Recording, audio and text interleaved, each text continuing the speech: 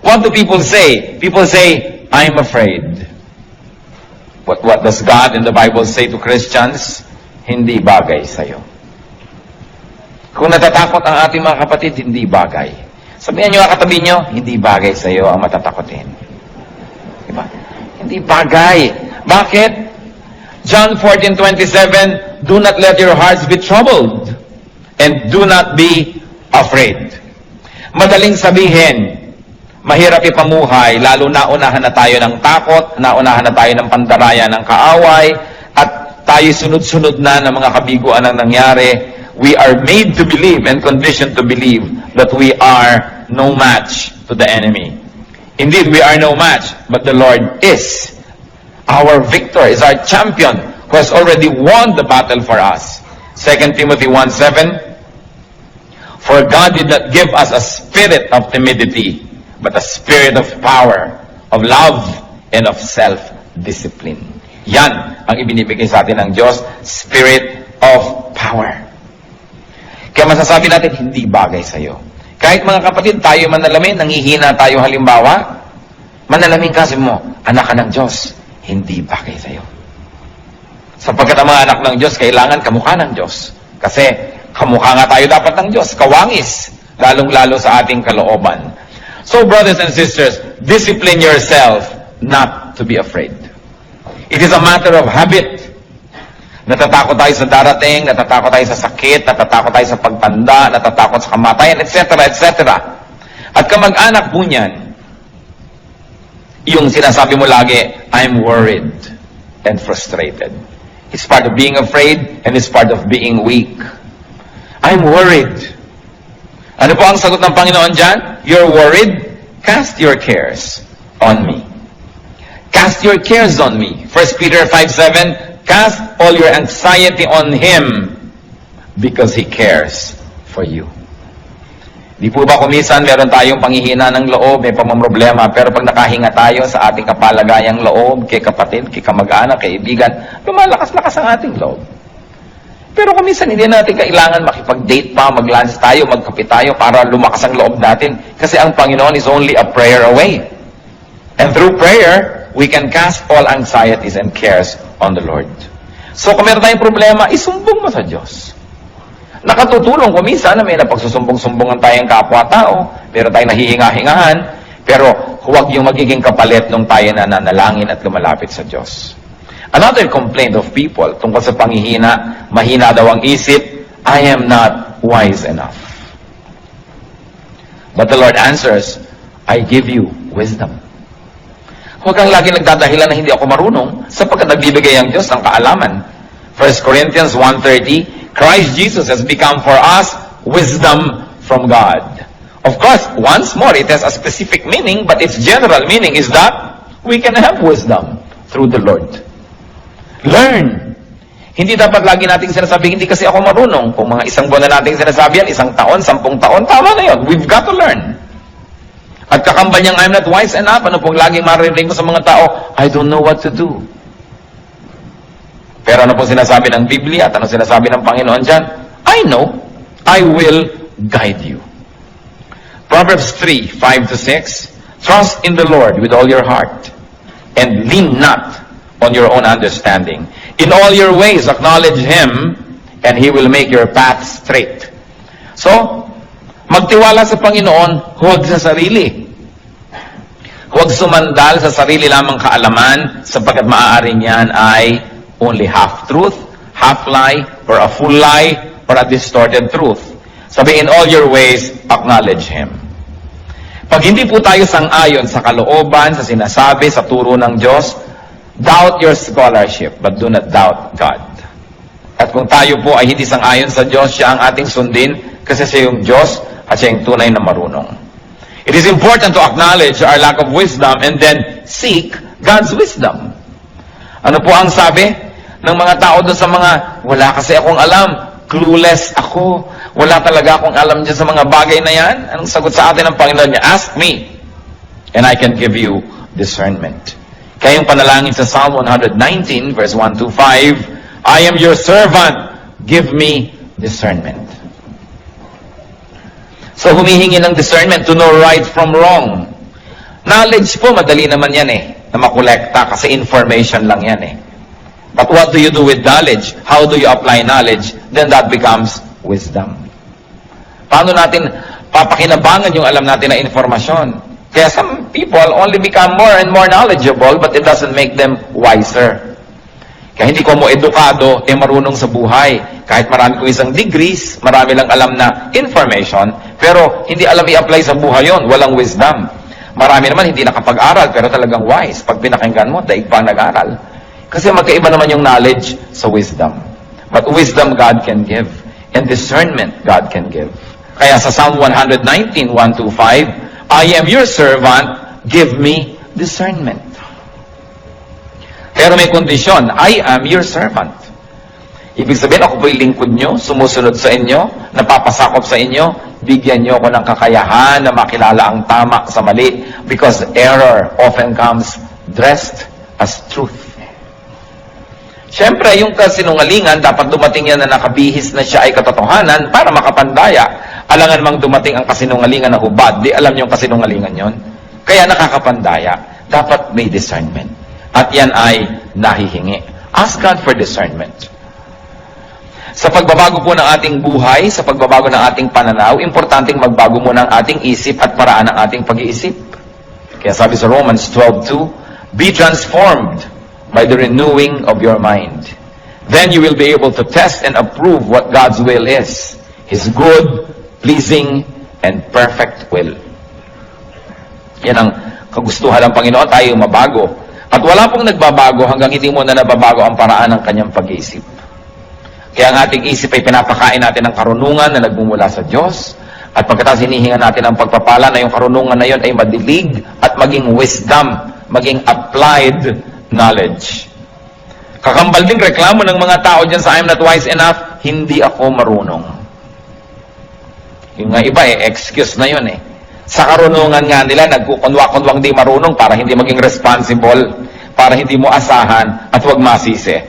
But the Bible says you can be wise.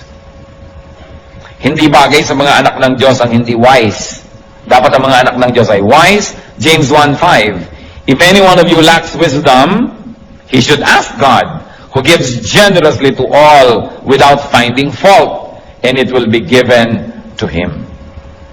Nagbibigay pala ng wisdom ang Diyos. So kung wala kang wisdom, either hindi ka humingi o tinatanggihan mo yung binibigay ng Diyos. Pero kung tayo humingi at handa tayong tanggapin yun, magkakaroon tayo nun. So we can learn to have wisdom. We can ask for such. And then we can be strong, because to be wise is to be strong. Isa pa pong reklamo sa panghihina, sabi ba, mahina ang desisyon ko. I don't know what to do. But the Bible says, the Spirit of the Word of God says, I can guide you. Pati nga sa sasabihin ng mga disciples, sabi ng Espiritu ng Diyos, tuturuan ko kayo ng sasabihin. Matthew 10:19, but when they arrest you, do not worry about what to say or how to say it. At that time, you will be given what to say. Kaya sabi ng Panginoon, kung darating ang panahon na kayo aarestuhin dahil sa akin, dahil sa aking pangalan, dahil sa pagtuturo nyo, huwag kayong mag-alala kung paano nyo ipagtatanggol ang inyong sarili. Huwag kayong mag-alala kung anong sasabihin nyo. Sa oras na kailangan nyo magsalita, bibigyan kayo ng Espiritu ng Diyos ng mga pinakatamang sasabihin. Kaya mga iba, sabihin mo, mag-Bible study ka, mag-lead. Ay, hindi ko marunong magturo, hindi ko alam sagutin ang mga tanong. O tumurong ka naman, maggawa ka ng ganitong ministry, hindi ko alam ang gagawin. Talaga pong hindi natin alam. Pero ang pangako ng Diyos, if we are His servants, He will give us discernment. Sasabihin natin, Lord, narito na po yung bibig ko, inaalay ko na po sa inyo, kayo po ang magsalita. Narito po ang aking kamay, kayo ang maglingkod through me. Narito ang aking paa, kayo maglakad at pumunta sa gusto niyong puntahan through my body. So I will become a living sacrifice, not a dead one. You can live in me, you can live through me, and you can love through me. That's why we become instruments and channels of God's blessings. Huwag tayong matakot. Ang mahalaga, inaalam natin ang pwede nating alamin. Hindi naman pwede nating sabihin na, oh Lord, kayo na po ang bahala, hindi na ako mag-aaral, wala na akong gagawin, bahala kayo. Nag-aaral pa rin tayo, nagsasanay tayo, at kung darating na yung panahon na kailangan gamitin yon, ang Panginoon ang nagbibigay sa atin ng kakayahan para magamit, maalala, at mabigyan ng tamang korte, hugis at kulay, yung mga dati na nating nalaman para magamit at ilapat sa pangangailangan ng sandaling yon. So we plant, the Lord makes it grow. So nag-aaral tayo, pagkatapos ang Lord ang magbibigay ng kakayahan na i-apply yung ating napag-aaralan. Tungkol pa rin sa panghihina, reklamo po ng marami, I'm so weak. Especially sa pananalig, mahina ang pananalig ko. Nagdadasal ako pero hindi naman ako naniniwalang ibibigay yung dasal ko, lalo't medyo extraordinary, medyo himala ang hinihingi ko, lalo't medyo hindi ko kita yung kasagutan, kulang ako sa pananampalataya. I'm so weak when it comes to faith. But the Bible says you can be full of power. You know, the first century Christians were known not for their knowledge, but for their power. Pag ipinagpe-pray nila yung mga may sakit, nagagalingan. Pag may mga ginagawa sila, kahit imposible, nagagawa. And you know, the power to forgive, the power to love, that's the greatest power. Hindi po nasusukat yung power sa kaya nyo magbuhat ng mga tone-toneladang bakal, o kaya kaya nyong lumangoy ng milya-milyang dagat, o kaya kaya nyong tumalon mula sa taas-taas ng mga pinanggagalingan. Well, that is strength, it is not power. Ang tunay na power, yung nagmumula sa kalooban. Yung nakakamuhoy ang isang tao, tapos naiibig mo pa rin, that's power. Yung mahirap magpatawad, nakakapagpatawad ka, that is power. Yung sa halip na magagalit ka, naiibig mo yung kapwa, nagkakaroon ka ng puwang ng pangunawa sa kanya, that is power. And God gives that power. Ang sagot ng Bible sa mga weak, you can be full of power. Pwede kang mapuspos at mapuno ng kapangyarihan. Kaya hindi sapat yung excuse na I am so weak, because the Bible says you can be full of power. Hindi sapat na tayo ay maging puro bigay na lang ng bigay ng excuse. Luke 17:6, he replied, if you have faith as small as a mustard seed, you can say to this mulberry tree, be uprooted and planted in the sea, and it will obey you. Kung meron daw maliit na pananampalataya, kahit kasing liit man lang ng buto ng mustasa, na mas maliit pa yun doon sa ulo ng aspile, sabi gano'n, kahit itong punong ito, utusan mong buhatin ang sarili niya at bunutin at itanim sa tubig, yun ang kanyang gagawin. Siyempre, isa yung talinghaga na sinasabi sa atin, walang imposible sa nananalig. Acts 1:8, but you will receive power when the Holy Spirit comes on you.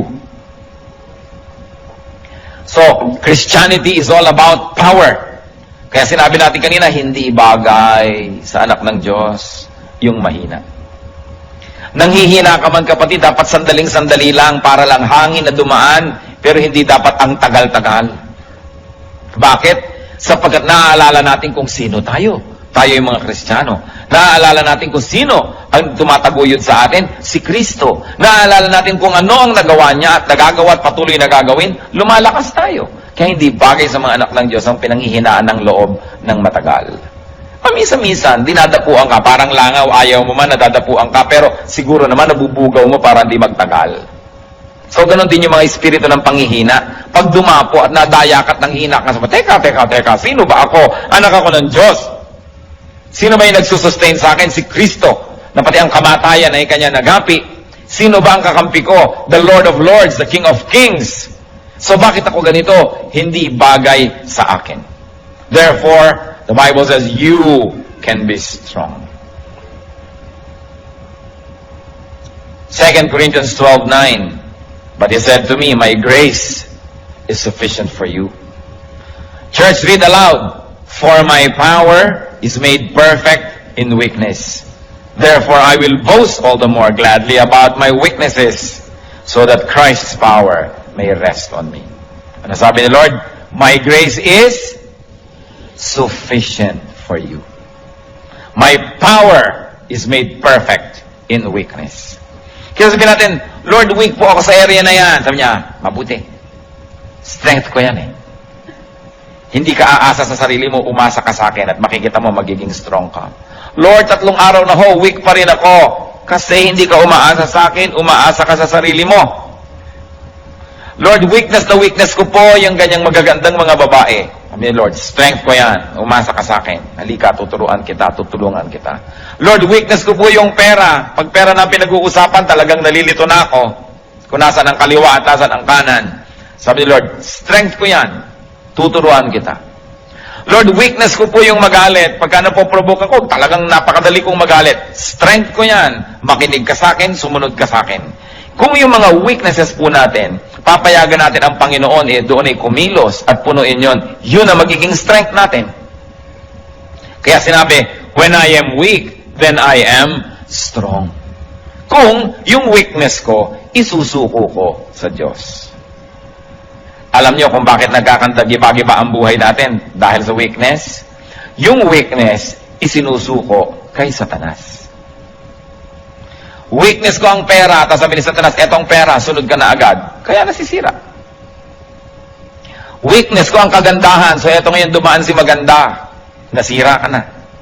Weakness ko yung pride, so tinempt ka ni Satan to be proud because God will not tempt you to be proud. O bumigay ka na, naging ka ng proud, nasira. Tatandaan po natin, yung weakness can make or break you. Your weakness can make you, if you surrender it to Christ and let the strength of Christ apply to that weakness. But your weakness can break you if you surrender it to Satan. Kaya nangyayari po yan kung minsan, o may mga hihinang ngipin, o yung ipinagawa at ipinaayos sa magaling na dentista, yun ang pinakamalakas. Kasi na-ministeran Kung minsan may mahihina ka sa iba't ibang subject sa school. Kung saan ka nagpa-tutor at nagpaturo, yun ang nagiging strength mo. Kasi pinayagan mo na yung strength ng iba, malagay dun sa area of your weakness. That's why if the strength of God is applied to our weaknesses, then we become very strong. Kaya yung po mga mahina, sabihin natin, then I'm strong. I can be strong through Christ. Kaya ang sinasabi dyan, I can do everything through Christ who gives me strength. Weakness makes room for God's power. Hindi ba ganun din yung mag-asawa? O masakit ang pakiramdam ko ngayon, mahina ang katawan ko, ikaw mag-drive. O yung isang nagda-drive. Where I am weak, you are strong. And because I relied on your strength, my weakness became strength. Mahina ako magkwenta, ikaw magkwenta kasi magaling ka sa math. So dahil in-acknowledge mo yung weakness mo, hinayaan mo yung strength ng iba na pumasok sa area na yun, naging strength tuloy. Mahina ako sa pagdisiplina sa mga anak natin, ikaw nga magdisiplina, susuportahan kita, nagiging strength. So ano po ang weakness nyo, kapatid? Ibigay nyo sa Panginoon, magiging strength. Kaya sinabi natin, hindi bagay na mahina ang isang Kristiyano. At tungkol din sa panghihina, pagreklamo ng marami, lanta na ako. No more energy. Hindi ko na kaya, pagod na ako sa pagtuturo, pagod na ako sa ministry, pagod na ako sa pagpapakabanal, pagod na ako sa pagiging mabuti. Mahina na ang katawan ko, mahina na ang espiritu ko. But the Bible says, you can be refreshed. John 4:14. But whoever drinks the water I give him will never thirst. Indeed, the water I give him will become in him a spring of water welling up to eternal life. Sabi ng Panginoon, nauuhaw ka? Dito ka uminom. Ang ipapainom ko sa iyo, pag ininom mo, di ka na mauuhaw uli. Pero Lord, bakit lagi na lang ako nauuhaw? Hindi ka sa akin umiinom. Kasi ang sinabi, pag uminom ka sa aking bukal, hindi ka na mauuhaw muli Pero bakit lagi na lang uhaw ng uhaw yung marami? Lagi na lang lungkot na lungkot, samantala ang Panginoon ay kasiyahan. Lagi na lang takot na takot, samantala ang Panginoon ay stability and security. Because we really do not let the power of Christ rule our lives. Kaya ang sabi sa Psalm 1, verses 1 to 3, Blessed is the man who does not walk in the counsel of the wicked, or stand in the way of sinners, or sit in the seat of mockers. He is like a tree planted by streams of water, which yields its fruit in season, and whose leaf does not wither. Whatever he does prospers. So ano man daw ang ginagawa nung tunay na nakasawsaw ang kanyang ugat doon sa batis ng Panginoon, kahit anong ginagawa niya ay nagiging mabunga. So paano natin malalaman kung hindi tayo nakasawsaw sa batis ng Panginoon? Hindi tayo mabunga. Baliktarin nyo lang. Kasi pagka nakasawsaw ka daw, mabunga ka, hindi ka mabunga. Di ibig sabihin hindi ka nakasawsaw. Hindi po, lagi naman ako sa church. Hindi ibig sabihin, nakasawsaw na tayo sa tunay na salita ng Diyos. Palabasan naman ako ng Bible. Ang dami ko alam na verses. It doesn't follow that we are already godly and we are really drawing strength from the Lord. Kailangan talaga tunay, hindi pakitang tao, hindi panglabas, at hindi pangimbabaw lamang. Lalaliman natin. So, ang mga anak ng Diyos, hindi bagay nilalanta. O ba't ganyan ang itsura mo? Lumong-lumo na ako eh. Pagod na pagod ako sa kabutihan. Teka, hindi bagay yan sa'yo. Hindi ka dapat nalalanta ng ganyan. Baka hindi ka planted by streams of water. Akala mo lang. Kaya kailangan lagi tayong nagre-renew ng ating relationship with the Lord. Lagi tayong nagre-renew ng ating kabanalan. Humihingi ng tawad sa ating mga kasalanan. Nag-aaral ang mga salita ng Diyos at patuloy na humihingi ng karunungan kung paano i-apply yon. Yung iba ang panghihina nila, hindi ko kayang gumawa ng mabuti. Ano? Yung biyanan ko, kakausapin ko, hindi ko kaya yan. Ano? Tutulungan ko yung mga dating umisulto sa akin, hindi ko kaya yan. Ano pong reklamo ng iba? I cannot afford to do good. Yan ang aking weakness. But the Word of God says, I can give you enough supply, enough strength, so you can afford to do what is good. 2 Corinthians 9, verse 8. And God is able to make all grace abound to you, so that in all things, at all times, having all that you need, you will abound in every good work. Yan po ang pangako. Aapaw tayo sa mabubuting gawa, sapagkat sa lahat ng panahon, aapaw ang grasya ng Diyos sa ating buhay, sa lahat ng oras, sa lahat ng lugar. You will have everything you need. In that case, you will overflow and you will abound in good works. Yan po ang kalooban ng Diyos para sa atin. Hindi yung maging mahina tayo sa paggawa ng mabuti. Marami mga tao mahina sa paggawa ng mabuti pero malakas sa paggawa ng masama. Hindi makapagpakumbaba, hindi makapagsabing I'm sorry pero kayang-kaya niya magsabi ng masasakit na salita sa kapwa. Pag I'm sorry, hindi masabi. Pero pag masakit na salita, kaya. Pag act of kindness, kayang gawin. Sinasagot-sagot yung magulang, kayang-kaya. Pero pagka gusto ng yung magulang ihalikan o yakapin, hindi magawa-gawa. Nahihirapan ng loob pag gagawa ng mabuti. Pero gagawa ng mali, malakas ang loob. Pagka mandadaya, malalakas ang loob. Pagka aamin ng pandaraya, paghingi ng tawad, hindi kaya. Bakit nga ba ganun ang maraming tao? Ibig sabihin lang, hindi tayo lubos na nakasawsaw sa batis ng Panginoon. Kasi bakit pagka may energy pag nakikipag-away, kayang-kaya. Pero pagkagagawa ng mabuti, nahihiya. Ngingiti lang sa kapwa, hindi makangiti-ngiti. Napakarami pong tao gustong ngumiti, pero ayaw lang, nahihiyang ngumiti. Ayoko ngumiti, nakakahiya. Pero kayang-kayang manimangot. Yung gagawa ka lang ng mabuti, nakakahiya. Bakit babaligtad na yata? Kaya sabi, you will abound in every good work. That's why we have to be immersed in God's water, in God's perfect living water. Yung iba po, anong panghihina? Sabi na, huwag na tayo mag-Bible, huwag tayo mag-Christian. Kahit naman mabuti tayo ngayon, next week, babalik din tayo sa dati. Hindi rin natin kaya i-maintain yan. Yan ang reklamo ng iba. I am weak, I cannot maintain a holy lifestyle. I cannot be holy enough. Yan po ang reklamo ng iba. Sobra akong mahina, hindi ko rin naman kayang i-maintain, huwag na lang umpisahan.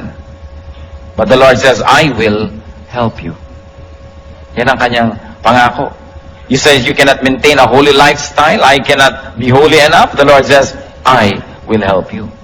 Philippians 1:6, being confident of this, that He who began a good work in you will carry it on to completion until the day of Christ Jesus. Siya na nag-umpisa at kasama mo sa pag-uumpisa ng pagiging mabuti at paggawa ng mabuti at pagbabagong loob, siya ang tutulong sa iyo na makumpleto yan, mabuo yan hanggang sa pagbabalik ni Kristo. Kaya hindi bagay sa Kristiyano yung mahina sa kabanalan, pero sa kasalanan, malakas. Nababaligtad. At meron pa nagsasabi, I cannot stand up. Mahina ako sa pagtayo, mahina ako sa paninindigan sa buhay. But the Word of God says, I can enable you. Hindi mo kayang tumayo, pero kaya kitang tulungan na tumayo at manatiling nakatayo. Romans 14:4, who are you to judge someone else's servant? To his own master, he stands or fall. And he will stand, for the Lord is able to make him stand. Kaya daw nating tumindig, sapagkat ang Panginoon ang magbibigay sa atin ng kakayanan. Kaya kaya rin nating manindigan. Weakness, ano po bang ibig sabihin yan? Pag sinasabi nating nangihina ako, merong mga nangyari na sunod-sunod, kaya nakarating tayo sa ganong estado ng panghihina. At isa lang po, ang pinagmumula ng panghihina, yung pag-asa sa sarili lamang. Weakness comes from dependence on yourself alone. Because if you depend on God, your weakness will translate into strength. Pag tayo umaasa sa Diyos, ang kahinaan nagiging kalakasan. Where we are weak, we become strong. So mga kapatid, isa lang po itong simpleng analysis. When you are weak, it means you are depending on yourself. Or you are depending on other people. That's why you are weak. Because the moment you depend on God, and you let God do His mighty will, then your weakness becomes strength. Hindi natin sisisihin ng Diyos. Bakit po mahina ako dito? Pinapabayaan nyo na yata ako. Sabi niya, where you are weak, you will become strong. But you've got to do it my way. You've got to give me space. You've got to let me do what I'm good at doing. And that is to restore you, to strengthen you. But remember, God gave us free will. How you use that free will make or break you. Saan po ba tayo mahina? Tayo na lang nakakaalam. Alam ng Diyos. Huwag naman ninyong gawing kahinaan yan last year, kahinaan pa ngayon, kahinaan pa next year. What is important is that we are changed from glory to glory. That we become Christ-like. More and more Christ-like. That we do not become sinless, but we sin less and less and less. Na hindi tayo lagi nagtatago sa likod ng mga excuses na ganyan talaga ako, tanggapin mo na lang kung ganyan. Yun talaga ako. Sapagkat hindi good enough yung ganun lang talaga. Kailangan magbago ng magbago. At binibigyan naman tayo ng Panginoon ng kapangyarihang magbago.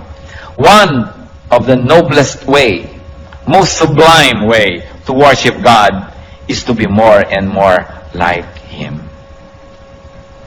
Mabuti yung pag-awit, mabuti yung offering, mabuti yung pagsayaw sa Panginoon, mabuti yung pagtugtog, pag-worship.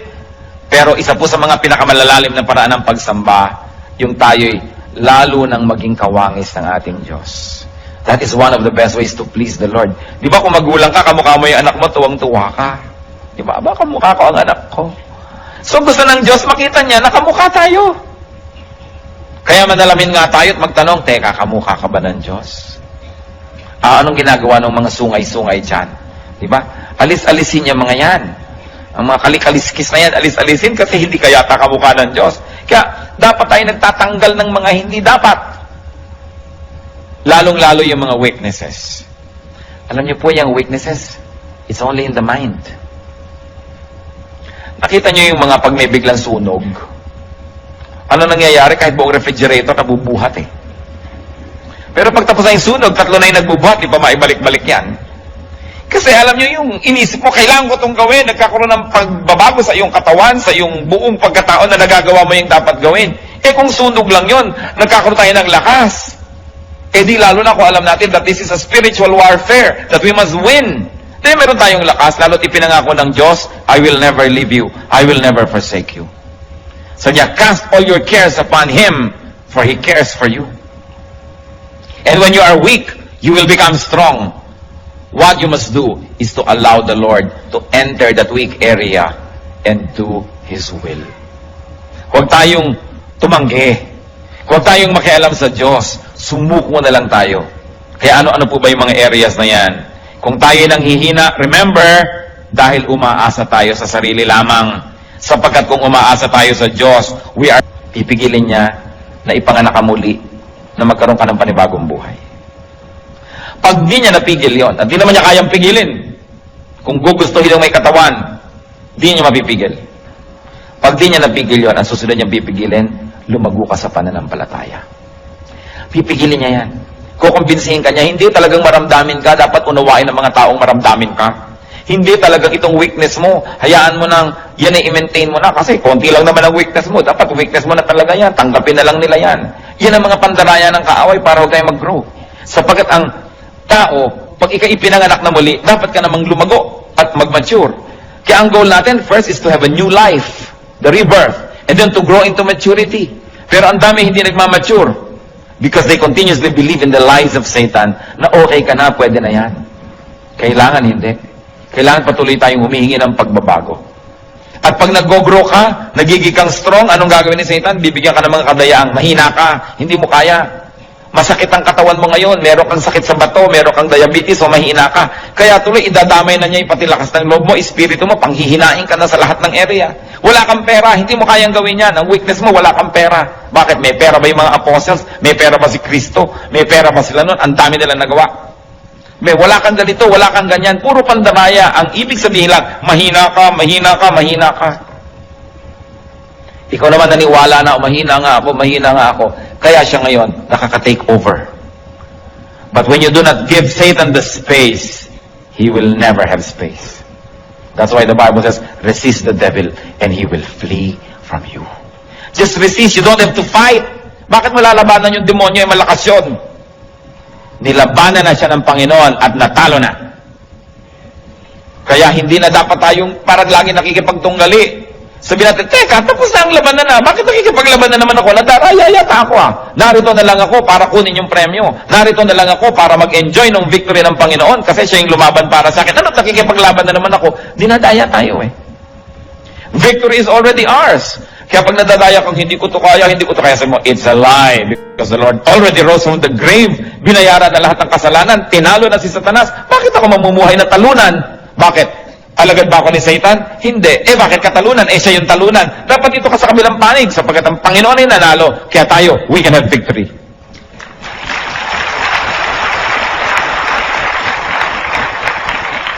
Malaking bagay po kung minsan yung naaalala mo kung sino ka. Meron akong kilala. Napakabuti ng pamilyang nilakihan, mabuti naman yung naging foundation ng kanyang buhay. Sa kalagitnaan ng buhay niya, nalulong siya sa mga bisyo, nakasama niya mga maling tao, nadala siya ng nadala sa mga putikan at sa mga kasalanan at sa mga kamalian, naiba siya ng naiba yung pananaw niya sa sarili niya, nawalan siya ng self-respect, nakalimutan niya pati table manners na alam naman niya, nalimutan niya yung pagbibihis ng tama na alam naman niya, kasi hinila siya ng hila pababa ng kanyang environment. Pero minsan nakasakay siya sa jeepney at sa traffic. Napag-isip-isip niya kung sino siya at sinong pinanggalingan niya. Sabi niya, teka, pag tinitingnan ko yung sarili ko, hindi ako ito. This is the distorted version of me. And I was distorted because of the wrong company I kept. I was distorted because of the wrong beliefs I espoused.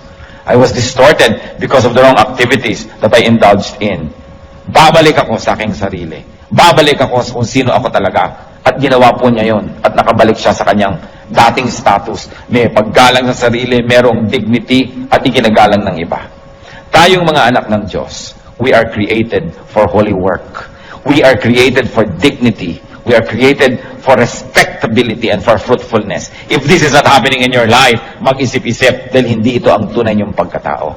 Tayong anak ng Diyos, ang pagkatao natin, yung pagkatao ni Kristo. Yung Espiritu ng Diyos. Kaya kailangan nabubuhay sa buhay natin yan, sa puso natin. Titingnan natin ang mga pinagsasasabi ng ating bibig kung tama sa identity natin, ang ating lifestyle, ang ating ginagawa. We are a royal priesthood, a holy nation, servants of God. Less than that, hindi bagay sa atin. Kaya dapat meron tayong dignity. Hindi nga habol-habol ka ng kahit konting pagtingin, namamalimos ng pag-ibig kahit na isang laang kaluluwa sa impyerno may umibig lang sa'yo. Teka, iniibig ako ng Diyos. Kung kailangang ibigin mo ka na, magkakasala pa ako, habol-habulin lang kita, wag na, sa'yo na ang pag-ibig mo, hindi bagay sa akin yan. Anak ako ng King of Kings and Lord of Lords, hindi bagay na isinasangla kong kaluluwa ko, magkapera lamang, magkaroon lang ng mga hinahangad ko, kayang ibigay sa akin yan ng Diyos, God's way, not through Satan's way. Don't live in a lie, you are a child of God. Mahalaga inaalala mo, sino bang magulang ko? Di ba ang Diyos? Hindi naman si Satanas. Ba't ganito nangyayari sa buhay ko? Bakit sinusunod ko si Satan? Mali. Sino tayo? Sabi sa Bible, but you are a holy nation. You are a royal priesthood. You are the children of God, children of light. You are the inheritors of all of God's creation. Seed of Abraham through Christ. Pag naaalala natin kung sino tayo, mamumuhay tayo above all our weaknesses. Mamumuhay tayo ng kagalang-galang na paraan. Kung kinakailangang mabawasan yung material blessing na yan, basta maging kagalang-galang tayo, di bale. Pero hindi tayo magpapakahamak at magpakadusta-dusta, magkaroon lang ng kotse, magkaroon lang ng bahay, magkaroon lang nito, sapagkat lahat ng bagay na yan, lilipas din. Hindi kailangan na yung espiritu which is forever will be sacrificed for something, for some matter, which will decay in a matter of years. It's important to remember who we are. Because when we do, we live according to the true identity. Sasabihin nyo, pero sino ba ako? Dati naman talaga akong taong putik. Dati naman talaga ako nasa kasalanan. Dati naman, no! 2 Corinthians 5:17, if anyone is in Christ, he is a new creation. The old is gone, the new has come. May bago na tayong pagkatao at dapat tayong mabuhay according to that new person and new personality. Nilimutan ng Diyos yung dati natin mga ginawa, mga kasalanan at mga pagkakamali. Bigyan tayo ng bagong pasimula. Kaya dapat yun na ituloy na natin. Hindi yung sinasabi sa Bible that the seed is washed only to wallow in the mire. Hinugasan na ng hinugasan, pagkatapos babalik din lang sa putik. Nahugasan na tayo, panindigan natin. At hindi tayo dapat magpabalik-balik sa mga kamalian. Huwag kayong magpapadaya that you are weak. Because in Christ, we can do everything. Through faith, we can do anything. Weakness means dependence on oneself. Strength comes from dependence on Jesus. Kaya kung nangihina, alam natin yon, umaasa sa sarili. Bakit pinanghihinaan ng loob? Ang dami kong gagastusin, wala akong pera sa bulsa. Umaasa ka sa sarili mo. Maaaring bigyan ka ni Lord ng pera, o maaaring alisin niya yung gagastusin, o maaaring bigyan niya ka ng kalakasan para harapin yon. Naku, ano kaya ang gagawin ko pagtanda ko? Paano yan? Wala akong savings, wala yata ako naipon. Umaasa ka sa sarili. Kung umaasa ka sa Panginoon, lalakasan yung loob. Hindi ko yata kayang lutasin ang problema ng pamilya ko. Kasi umaasa ka sa sarili. Sabi natin, Lord, andito ang pamilya ko. Ipinangako nyo, hindi nyo ako papabayaan. Ipakita nyo sa akin kung paano kayo kumikilos at nang makaka-cooperate ako, makasunod ako nang masolve ito. Pero oras na humiram tayo ng kasangkapan from Satan to solve our problems, na-solve ng konti, pero ang laki ng bayad, lalong mas malaking problema ang kasunod. Parang mayroon na nga kayong problema, mangungutang pa kayo sa 5-6 para bayaran. Mamaya, mas malaki pa rin yung utang nyo, ang ending, nagkalubog-lubog kayo lalo. Kasi hindi dapat yun ang solusyon Mayroong gumawa sa inyo ng mali, gagawan nyo rin ng mali para malutas. Ngayon, gagantihan kayo ng anak nun, yung anak niya gaganti naman. Hindi na natapos-tapos. Kung gusto natin na solve ang mga problema natin, wag na wag kayong hihiram ng tool ni Satan. Kung yung kotse nyo may sira, kailangan nyo ng gamit, inaabot ni Satan yung gamit para ang ganda-ganda, bagong-bago, pwede sabihin, ayoko. Ba, itong solusyon. Galing sa'yo, ayoko. Kahit kamay ko o ngipin ko o gilagid ko, ipampihit ng tornilyong ito, hindi ako hihiram na screwdriver sa'yo. Diba? Si Satan ka Hindi ka naman mabuti Hindi ka naman mabait. Sabi ni Lord, you come only to steal, kill, and destroy. Ano tinaabutan mo ako ngayon? Alam ka namang love mo ako. Daya yan. Pag kinuha ko yan, may bayad. Huwag na. Huwag kayong hihiram ng tool ni Satan. Dahil lalo niya kayong ilulubog. Yung mga iba dyan, misis, pinagtaksila ng asawa. Pastor, kaya magtataksil na rin ho ako. Bakit? Hihiram ka na kay Satan. Humiram yung asawa mo ng ganung tool, yun naman ang ibabalik mo sa kanya, di pareho na lang kayo ngayon. Lalo ka nang nawala ng pag-asang maahon-ahon dyan. Dati kalahati lang ng inyong partnership ang nasa dilim, ngayon pareho na, di lumubog ka lalo. Huwag hihiram kay Satan. Pag nanghihina tayo, palakasin lang ang loob, kay Satan hihiram. Huwag na huwag. To kill and to destroy. Hindi niya kayo mahal. Kaya huwag kayong padadaya, natatanggap ng anything kasi may bayad yun. Umasa sa Panginoon. Ang sabi niya, I will never leave you. I will never forsake you. At si Jesus, hindi sinungaling. God is only a prayer away. Kung ano man yung mga weaknesses natin na yan, weakness ng ating personality, weakness ng ating espiritu, weakness ng ating katawan, weakness ng ating pag-iisip, God is our strength. At sabi niya, cast all your cares upon me, for I care for you. Aming Diyos, kami po'y lumalapit. Nilalapit na aming puso na kumisan ay dinadalaw ng panghihina. Kadalasan ay nadadaya na rin ng mga kahinaan. Kayo na nakababatid ng kalagayan ng bawat isa. Kayo na nakakakita ng puso namin, Panginoon. Inihahain po namin ang puso namin sa inyo. Hinihingi namin, pakalinisin ninyo. Salain ninyo ang mga kasinungalingan na tinanggap nito at alisin nyo po sa aming puso. At puspusin nyo kami ng Espiritu nyo. Espiritu ng kapangyarihan, ng kaliwanagan, ng kabanalan. Lord, hubaran mo po ng mga balat kayo ang mga ginagawa ng kaaway at nang makita namin na ito'y masama. Unmask the work of the devil so that we may recognize it for what it is. And give us the wisdom to know your work apart from the work of the evil one. Huwag na huwag kaming hihiram ng tools from Satan, Panginoon. At sa mga kahinaan namin ito, alam nyo ito, kayong lumikha sa amin. Di pa man kami sinisilang, nasilayan nyo na kami sa sinapupunan ng aming mga ina. At alam nyo, Panginoon, ang mga kahinaan namin. And we ask you, Lord, like empty cups, we fill our hearts to you. Fill our cups with your strength. Fill our hearts with your power. Palitan mo ang mga kahinaan namin ng kalakasan mo, O Panginoong Jesus. At itinataboy namin ang anumang hinihiram namin kalakasang huwad galing kay Satan. In the name of Jesus, we reject all things that we have mistakenly borrowed from the evil one. All methodologies, all tools from Satan, we reject and rebuke in the name of Jesus. At Lord, kami nagbibihis ng iyong pong kapangyarihan. Clothe us with your strength. We are the people of strength because we are your people. At nawa makita mo sa aming buhay na ninindigan